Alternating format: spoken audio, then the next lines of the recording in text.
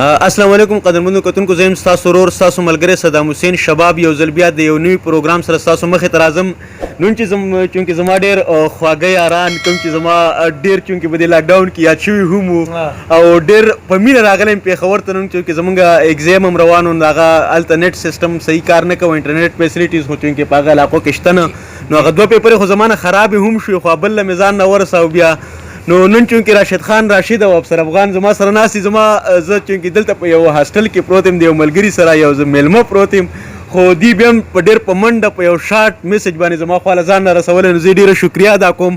او موږ به د راشد خان راشد او افسر افغان نو خپل یو کلامونه اورو، یو ټپه به ترې اورو، یو سندره به ترې اورو، تاسو ټول به انجوای کوئ. او زه چې کله کلي ته افسر افغان باجوړ ته تلم، نو ډېر ملګري داسې وو چې یاره یو ځل مې ورسره لیدلی وی، یو ځل مې ورسره لیدلی وی د افسر افغان سره یو پروګرام بل، نو هغه ارمان هم تاسو ملګرو پوره کوم. نو نن چونکې راشد خان راشد او اول به زه د راشد ته بلنه ورکړم چې دا راته اول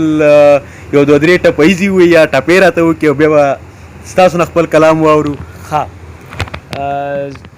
اجازت دی راشد صاحب، اجازت دی. ولې نه؟ صدام جان ډېره زیاته مننه کوم، خوشحاله شي، قدرمن شي.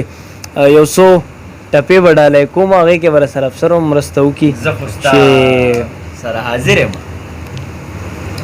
اوړی د پاس کابل کې تیر کا په جمې راغلې سلامت غواړې خالونه، په جمې راغلې سلامت غواړې خالونه، او باد د کابل د لورې راغی په نورو تریخو په ما خوږو لګېدونه، په نورو تریخو په ما خوږو لګېدونه، او د کابل سیند له تازه شم د شالیلا د خولې کنګال در کې راځي نه، د شالیلا د خولې کنګال در کې راځي نه، او په کابلو کاڼو دلوي چې د شلېدلې یارۍ بیا تړې بندونه، چې د شلېدلې یارۍ بیا تړې بندونه، غم مې په زور ځان پیدا کړ او چې مې د نوي یارۍ بندون خلونه، او چې مې د نوي یارۍ بندون خلونه، او د جانان غما څومره خوږې یو مې ځواني خورې بل ډاډه در باندې یما،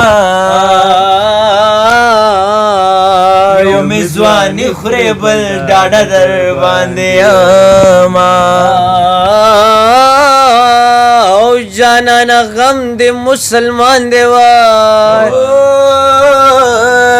ما د مولا د بانګ نه مخکې پاسوینا، ما د مولا د بانګ نه مخکې پاسوینا، او جانان ستا په جدای کې لکه تنظرې یو زرې پاتې شوما، او لکه تنظرې یو زرې پاتې شوما، او جانان ستا په جدای کې لکه خارو په نارو کلی خبروما، لکه خارو په نارو کلی خبروما، کیو بنشتا د میمونې د وینو راغلل سیلابونه، د میمونې د وینو راغلل سیلابونه، جانان ستا په جدای کې لکه خارو په نارو کلی خبروما لکه خارو په نارو کلی خبروما او په قسمت خوار شي شیر علموای او د تماکو په پاڼه چا کړي مرګونه د تماکو په پاڼه چا کړي مرګونه اول چلم راته تازه کا بیا بګلې د ستړي ژوند درته کوما او بیا بګلې له ستړي ژوند درنه کوما او رولاړې گزړ مینی سوار پتا بیللې زړه مې زایل ناراضی نا پتا بیللې زړه مې زایل ناراضی نا او زری زری مې ورلې اوسه چلے ونے را باندې ویرو کې میانا او چلے ونے را باندې ویرو کې میانا ډېر زیاته مینا شباب خوشاله ډېر زبردست یاره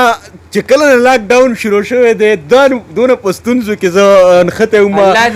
سایکولوژیکل ډیفیکټ را پکې راته پیدا شوی خو نن زه دومره خوشحاله شوم زه ستاسو شکریه نشم ادا کولی افسر افغان راشد خان راشد ډېر خوند یې وکړو او زه ورته خپله یوه ټپایزه ویم وایي په زړه مې تل دغه ارماني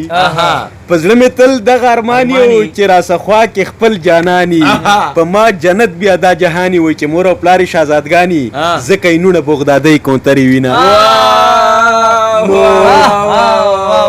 ډېر خوند یې وکړو ډېر په سور کې څومره چې ملګري دي د هغې ډېر فرمایشونه راغلي وو د سعودي نه دوبۍ نه د خپل باجوړ نه چې څونه ملګري دي ټول عمر به دا خبره کوله چې یاره یو پروګرام بل د افسر افغان سره یو ناڅاپي مشاعره کې خو ما ورته یو پروګرام کلی نو د هغې هغه ارمان هم نن پوره شو ډېره مننه تاسو زه به په دې تلو کې یوه خبره وکړم جی قربان ستاسو چې کوم دغه یوټیوب چینل دی یا د فیسبوک پاڼه ده په باجوړ کې زمونږ ریښتونی مینان دي چونکې د باجوړ خلک پښتانه دي غیرتیان دي نران دي په شعر او ادب مین دي په دې خاوره مین دي نو ته به د پېښور نه زمونږ دغه ټپې دغه خاطرې دا شعرونه باجوړ ته وړي ټول باجوړ ته دي زمونږ دغه ټپې ډالۍ وي او باجوړ وایي که نوم خورې نو بد یې مه وایه باجوړ ډېر د پښتنو خلکو کور دی ډېره زیاته مننه کوو ستا چې تا دومره لویه موقع زمونږ غوندې د ادب د دنیا وړو چڼو دپاره را جوړه کړه دا ستا عظمت دی او یو ځل بیا ستا دغه یوټیوب او د فیسبوک په وساطت سره د باجوړ په ټولو خلکو باندې د مینې